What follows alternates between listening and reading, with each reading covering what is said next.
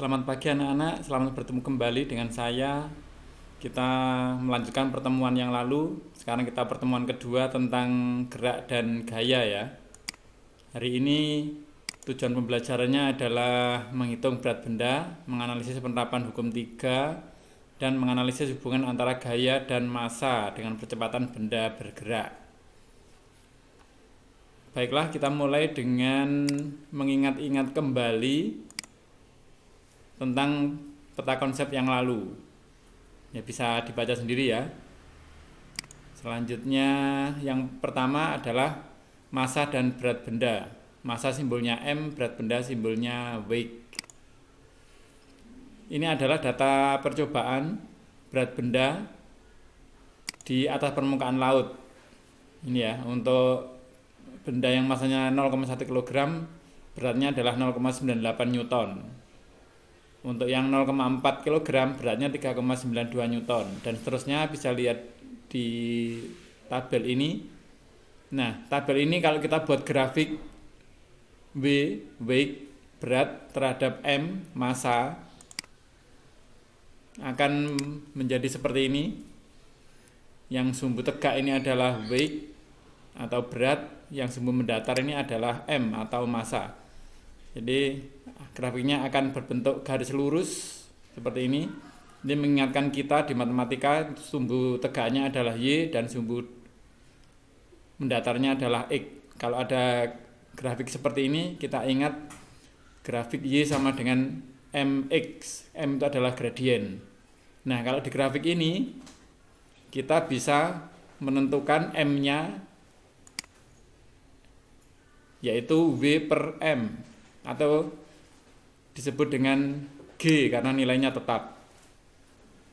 Jadi karena G sama dengan W per M, maka persamaan garis lurus ini adalah W sama dengan G kali M. Atau kalau di matematika biasa persamaan garis lurusnya adalah Y sama dengan MX gitu ya.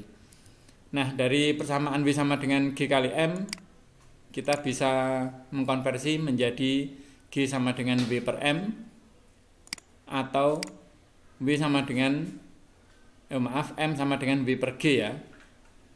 Ingat, W-nya adalah weight, berat, G-nya adalah percepatan gravitasi bumi, M-nya adalah massa.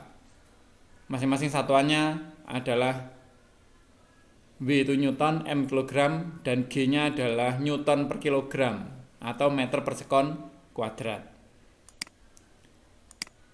Nah, jadi berat itu adalah gaya gravitasi atau tarik pada benda tersebut.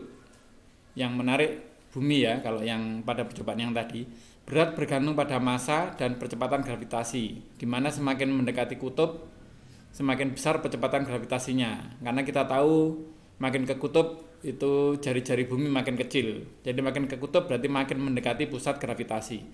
Kalau percepatan gravitasi bumi adalah 9,8 Newton per kilogram, sedangkan percepatan gravitasi bulan adalah 1/6 kalinya percepatan gravitasi bumi atau 1,6 Newton per kilogram. Mari kita pikirkan yang bawah ini. Mana yang lebih berat, 1 kg tanah atau 1 kg kapas?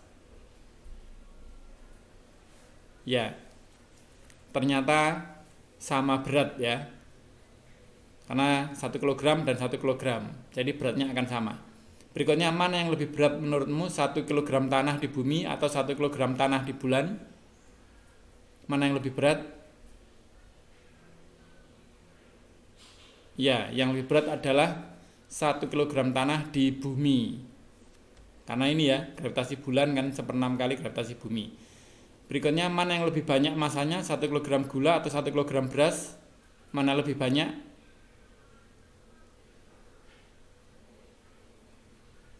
Ya, ternyata masanya sama ya. Kan 1 kg gula dengan 1 kg beras itu kuantitasnya sama, jumlahnya sama, masanya sama. Berikutnya, gaya berat dan gaya normal. Gaya berat adalah gaya akibat percepatan gravitasi bumi menuju pusat bumi. Kalau gaya kontak terjadi saat dua benda bersentuhan. Gaya kontak tegak lurus dengan permukaan kontak, sering disebut dengan gaya normal. Perhatikan gambar ini. Ya, ini ada buku di atas meja di atas tanah. W itu adalah berat buku, ini yang W. Ini ya, W, kemudian N itu gaya tekan normal meja terhadap buku, gaya ini. N, kemudian N aksen adalah gaya tekan normal buku pada meja. Ini adalah N aksen. Dan FG adalah gaya gravitasi bumi pada buku. Tentukan pasangan gaya yang termasuk aksi reaksi. Nah ini, pasangan gaya aksi reaksi memenuhi sifat sama besar, berlawanan arah, dan bekerja pada dua benda. Dari sifat di atas dapat ditentukan dua pasangan aksi reaksi, yaitu W dengan FG. W ini, W dengan FG itu adalah pasangan aksi reaksi. Dan N dengan N aksen. Sedangkan W dan N itu bukan aksi reaksi ya. W dan N itu bukan aksi reaksi. Kenapa? Karena bekerja pada satu benda atau bekerja pada buku saja. Tetapi hubungan N sama dengan W merupakan hukum 1 Newton, yaitu jumlah gaya-gaya yang bekerja pada buku sama dengan 0. Sehingga benda atau buku tetap diam. Berikutnya adalah gaya dan percepatan. Kemarin kalian sudah mempelajari tentang percepatan. Percepatan adalah perubahan kecepatan per satuan waktu. Percepatan gerak benda terjadi karena ada gaya yang bekerja pada benda tersebut. Kalian masih ingat gaya dapat mempengaruhi arah, kecepatan, dan gerak benda. Ini gaya adalah suatu tarikan atau dorongan yang dapat mengakibatkan kecepatan gerak sebuah benda berubah. Jika gaya searah dengan arah gerak benda, benda akan mengalami percepatan atau acceleration-nya sama dengan plus A. Jika gayanya berlawanan, benda akan mengalami perlambatan atau acceleration-nya adalah minus A. Ini gambarnya, contohnya ini benda mendapatkan gaya F ke kanan, maka benda ini akan dipercepat ke arah kanan juga. Sedangkan benda ke kanan, kalau mendapatkan gaya ke kiri, maka dia akan mengalami perlambatan. Nah ini. Jadi gaya ke kiri, sedangkan bendanya ke kanan, itu berarti dia akan mengalami perlambatan. Perlambatannya adalah negatif. Seperti ini penjelasannya ya, di bawahnya ini bisa dibaca sendiri. Berikutnya hukum 2 Newton. Perhatikan ada percobaan-percobaan yang ini saya ambil dari buku. Ini ada kereta, ini ada katrol, kemudian ada dihubungkan antara kereta dengan beban dengan tali. Kita anggap katrolnya tidak menghasilkan gesekan. Ini satu katrol, ini satu beban. Oh maaf, satu kereta ya, satu kereta satu beban. Berikutnya yang percobaan kedua, ini satu kereta dua beban. Percobaan ketiga ini satu kereta ada bebannya dan ada beban di ujung tali berikutnya. Dari hasil pengamatan, maka yang pertama ini keretanya bergerak cukup cepat ke kanan ya, sedangkan bebannya akan bergerak ke bawah. Percobaan yang kedua, ini gerak keretanya lebih cepat daripada yang pertama dan yang ketiga. Ini kereta bergerak ke kanan lebih cepat, paling cepat, dan bebannya ini yang membuat kereta ini bergerak ke kanan karena bebannya ini akan turun ke bawah, dipengaruhi oleh gaya gravitasi bumi ya. Sedangkan yang percobaan 3, ini kereta ini ada bebannya, kemudian ditarik oleh beban di ujung katrol di sebelah bawah. Nah ini nanti keretanya bergerak yang paling lambat. Mari kita diskusikan. Ini berdasarkan percobaan 2 dan 3, percepatan dipengaruhi oleh berat beban W, berat beban W, dan massa kereta ini ya dipengaruhi oleh berat beban W. Ini berpengaruh, dan massa kereta M. Dua, hubungan antara percepatan dengan beban. Percepatan dengan beban, semakin besar berat beban ini makin besar. Ini kan 2, ini 1, berarti makin besar berat beban, percepatannya makin besar. Ini makin besar, lebih besar daripada yang pertama. Yang ketiga, berdasarkan percobaan 1 dan 3, percepatan dipengaruhi oleh massa kereta M. Nah ini mempengaruhi. Ini tidak ada beban di kereta, ini keretanya ada beban. sehingga yang percobaan 1 lebih cepat, sedangkan yang percobaan 3 paling lambat.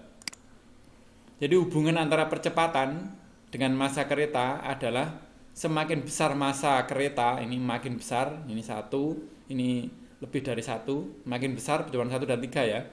Makin besar percepatan,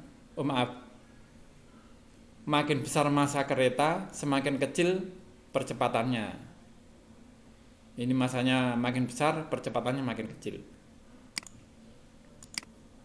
Nah, ini contoh yang lain tentang hukum 2 Newton. Seorang pemain sepatu roda massanya 50 kg meluncur dengan percepatan 4 meter per sekon kuadrat. Pada saat resultan gayanya 200 Newton. Bagaimana gerakan pemain sepatu roda kalau percepatannya berubah atau massanya berubah? Ini ya. Ini ada perubahan gaya dan ada perubahan massa. Bagaimana gerakannya? Nah, kita jawab di sebelah kanan. Ini kalau gayanya 200, massanya 50, percepatannya 4. Tapi kalau gayanya 100, massanya 50, berapakah percepatannya? Nah, ternyata percepatannya 2 meter per sekon kuadrat. Kalau gayanya 100, massanya 25, berapa percepatannya? Ternyata percepatannya adalah 4. Bagaimana dengan gayanya? Berapa yang menghasilkan percepatan 2 kalau massanya 25 kg? Ternyata hasilnya adalah gayanya 50 Newton. Dan berapa massa pemain jika gaya 200 menghasilkan percepatan 5? Ternyata massanya adalah 40. Nah, ini ada perubahan-perubahan yang saling berkait. Ini berikutnya ada percobaan lagi. Ini A, ini B. Massa A dan massa B sama ya. Ini A dan B dihubungkan dengan tali, kemudian talinya dilewatkan katrol. Jawablah yang benar. Massa sistem itu semuanya ini ya. Sistem itu berarti antara A dan B. Sedangkan katrol, kemudian meja itu bukan sistem, itu lingkungan. Katrol dan tali itu dianggap gaya gesekannya 0 dan talinya dianggap tidak bermassa. Jadi yang disebut dengan sistem hanya A dan B. Maka massa sistem A tambah B adalah berapa? Yang M apa yang 2M? Bagus, yang 2M ya. Berikutnya B, gaya yang bekerja pada sistem. Gaya yang bekerja pada sistem A dan B. Gaya yang bekerja pada sistem adalah yang mana? A, B atau A tambah B? Ya, jawabannya adalah gaya pada B saja. Kenapa? Karena B kan ditarik oleh gravitasi bumi ya. Sedangkan A ditarik oleh gravitasi bumi ke bawah, tapi kan ada yang menahan gaya normal, sehingga nanti berat A itu tidak berpengaruh kepada gerakan A dan B. Berpengaruhnya pada gaya gesekan. Nah, ini kalau gaya gesekannya dianggap 0, maka yang berpengaruh hanya berat B atau B saja gitu ya. Berikutnya, gaya berat balok B berapa? Yang mg per 2, mg apa 2 kali mg? Berat, ya, jawabannya adalah C sama dengan M kali G. Baik, berikutnya yang besar percepatan sistem yang mana? Besar percepatan sistem G kurang dari G atau lebih besar dari G? Ya, jawabannya adalah kurang dari G. Baik, berikutnya ini adalah hukum 2 Newton. Percobaan tersebut yang tadi ya ada 3 percobaan itu membuktikan bahwa percepatan gerak sebuah benda berbanding lurus dengan gaya yang diberikan. Namun berbanding terbalik dengan massanya atau dapat dirumuskan A sama dengan sigma F dibagi M. Ini masukkan segitiga ajaib. M sama dengan sigma F per A atau sigma F sama dengan M kali A. Jadi gaya F atau jumlah gaya sigma F atau resultan. Jadi gaya itu merupakan jumlah-jumlah gaya dari gaya-gaya yang bekerja pada sebuah benda, atau bisa dituliskan dengan sigma F atau resultan. faktor yang mempengaruhi percepatan A adalah gaya F, dan M. Percepatan atau A berbanding lurus dengan gaya F dan berbanding terbalik dengan massa M. Jadi A sama dengan sigma F per M. A dengan F berbanding lurus, A dengan M berbanding terbalik.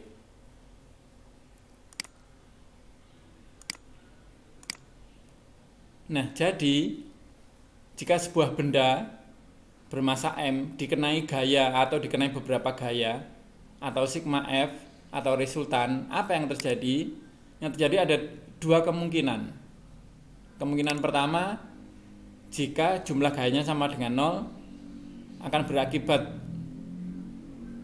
pada akibat yang pertama, dan jika jumlah gayanya tidak sama dengan 0, maka akibatnya adalah akibat yang kedua. Mari kita lihat akibat yang pertama. Jika jumlah gayanya sama dengan 0, karena jumlah gaya sama dengan 0, maka berlaku hukum pertama Newton atau kelembaman ya, lembam. Karena hukum 1 Newton lembam, maka benda akan tetap diam atau tetap bergerak lurus beraturan. Dia tidak bisa berubah dari diam menjadi gerak atau gerak menjadi diam, atau GLB menjadi GLBB atau GLBB menjadi GLB. Dia akan tetap diam atau tetap bergerak lurus beraturan. Maka rumus yang berlaku adalah rumus-rumus gerak lurus beraturan dan rumus benda diam. Jadi kecepatannya sama dengan 0 untuk diam dan jarak sama dengan 0 untuk yang diam. Kalau yang ber-GLB berarti V sama dengan S per T dan S sama dengan V kali T, atau T sama dengan S per V. Nah, berikutnya kalau jumlah gaya yang bekerja pada benda M itu tidak sama dengan 0 atau resultannya tidak sama dengan 0, maka yang berlaku adalah hukum kedua Newton.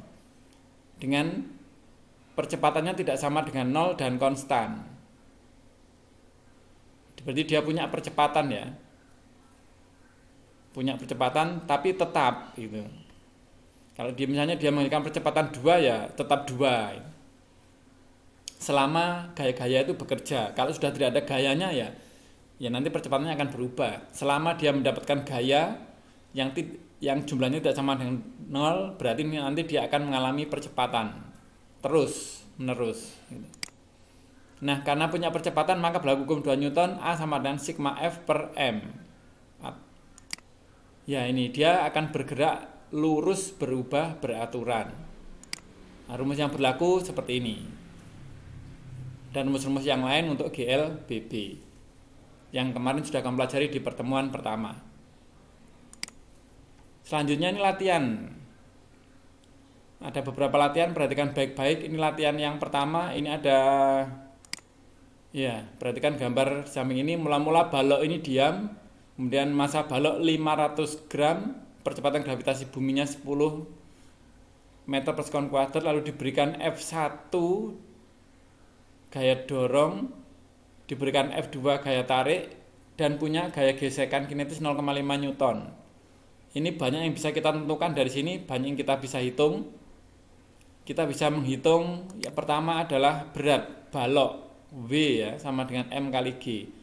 0,5 kg dikalikan 10 meter per sekon kuadrat, ketemunya adalah 5 Newton. Kita juga bisa menghitung jumlah gaya.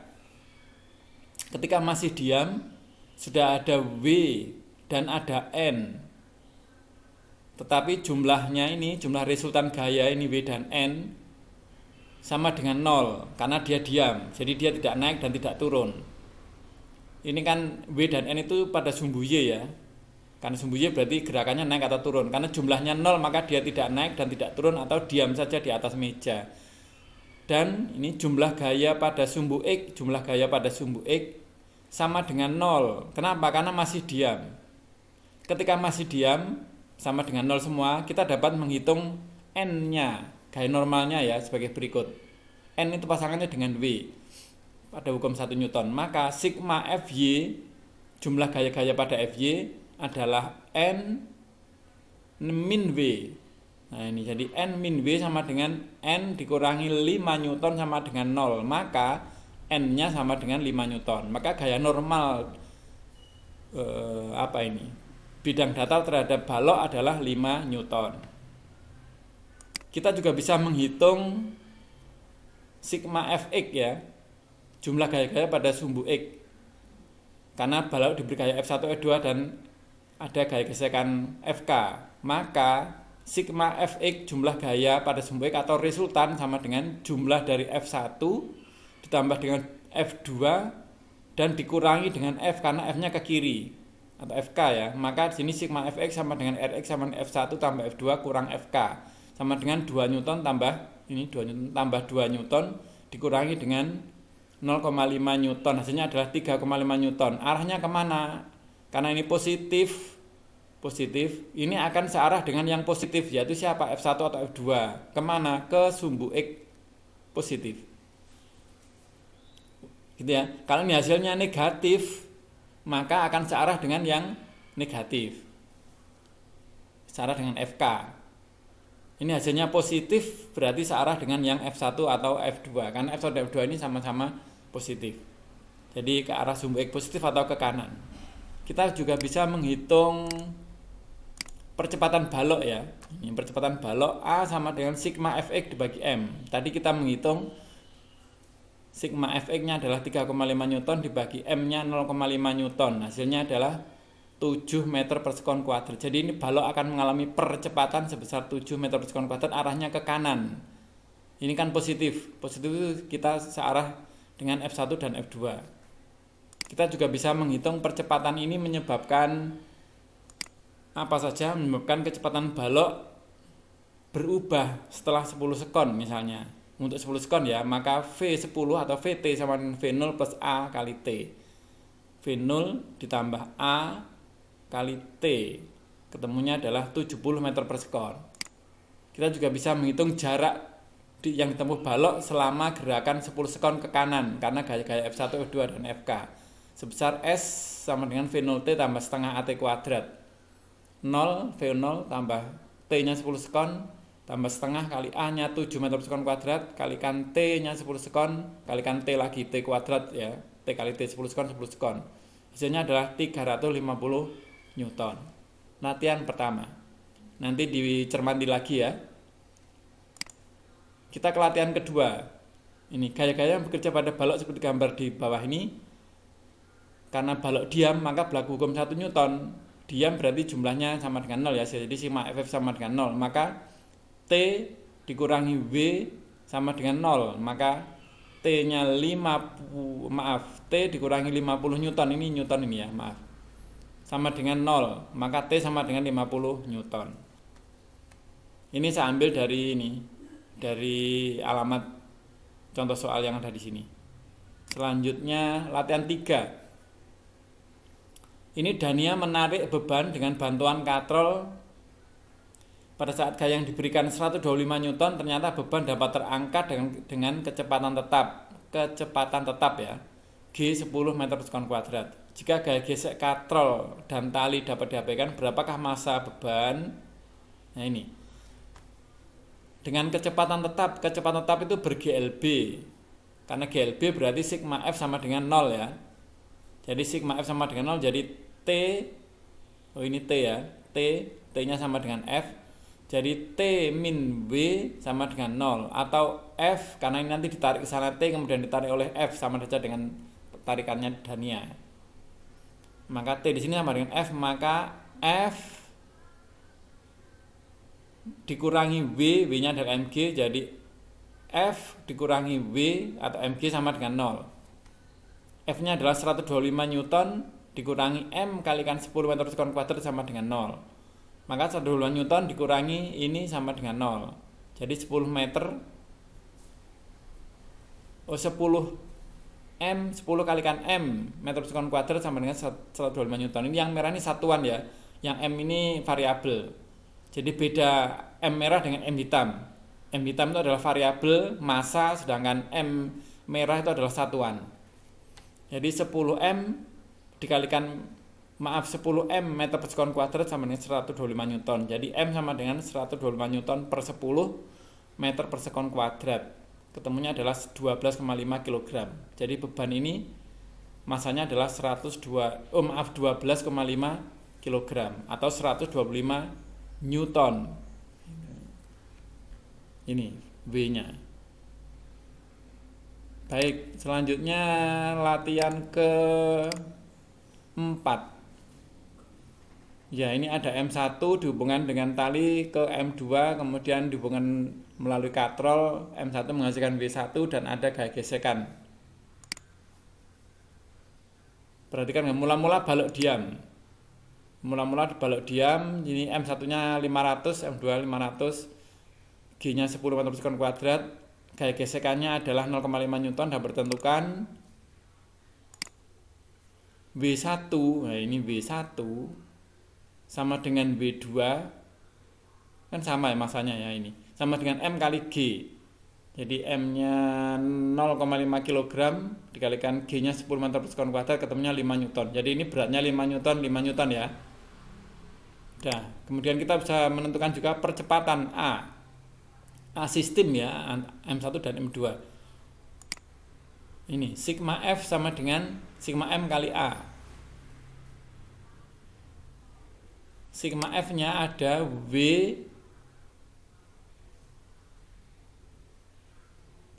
dikurangi T2. Oh maaf, ini W2 ini ya. Maaf, ini W2. W2.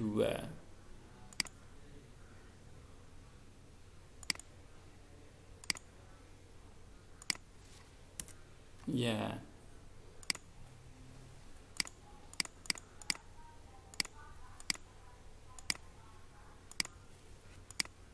W2 dikurangi T2 ditambah T1 dikurangi FK sama dengan sigma F-nya adalah M1 dan M2 dikalikan A. Loh Pak, itu W2-nya ke bawah kok positif Pak? Ya, kita menganggap ini W2 ini positif. Karena W2 ke positif, ini kita menganggap saja ya W2 positif, karena W2 positif T2-nya adalah negatif. T2 ini nanti berlawanan dengan T1, maka T1-nya negatif. T1 kemudian F gesekannya juga sama dengan T1, yaitu negatif.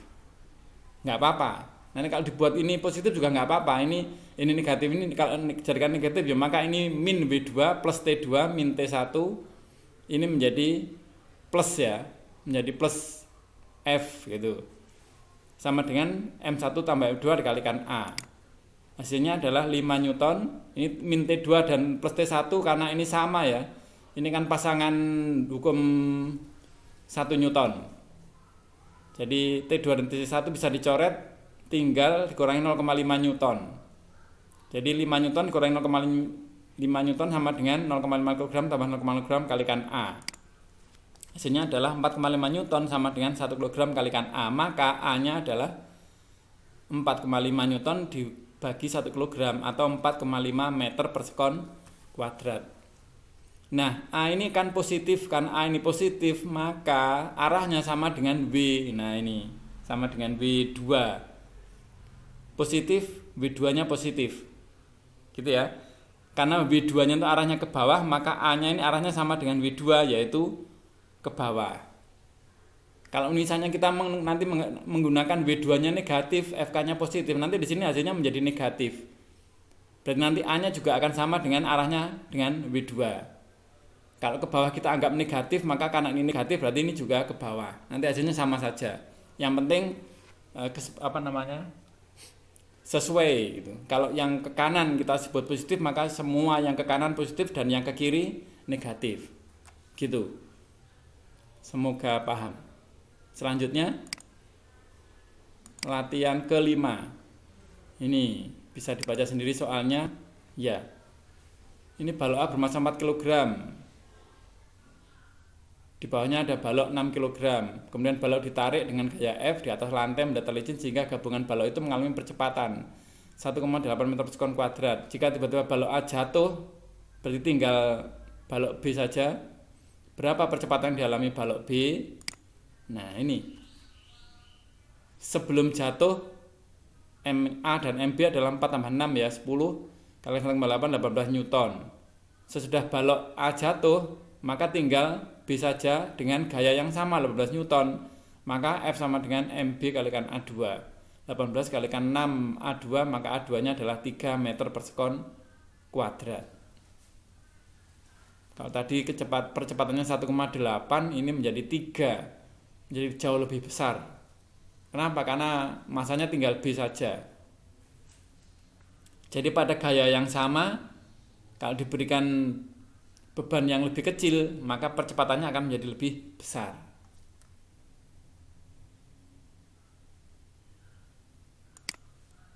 Berikutnya, sebuah benda masanya 2 kg bergerak dengan kecepatan awal 5 meter per sekon di atas bidang datar licin. Licin berarti tidak punya gaya gesekan. Kemudian benda tersebut diberi gaya tetap searah dengan gerak benda. Setelah menempuh jarak 5 meter, kecepatan benda menjadi 7 meter per sekon. Tentukan besar gaya tersebut. Penyelesaiannya ini ya. Ini kita pakai persamaan gerak yang lain yang kemarin belum saya kasih, tapi ini saya tambahkan. Jadi 2AS sama dengan VT kuadrat kurang V0 kuadrat. A sama dengan VT kuadrat kurang V0 kuadrat per 2S. Kita ambil A nya saja ya. Jadi 2S nya ke bawah. Jadi ini menghasilkan 2,4 meter per sekon kuadrat. Menurut hukum 2 Newton, ini mengalami percepatan sekian ya, 2,4. Selama berapa? Nah ini.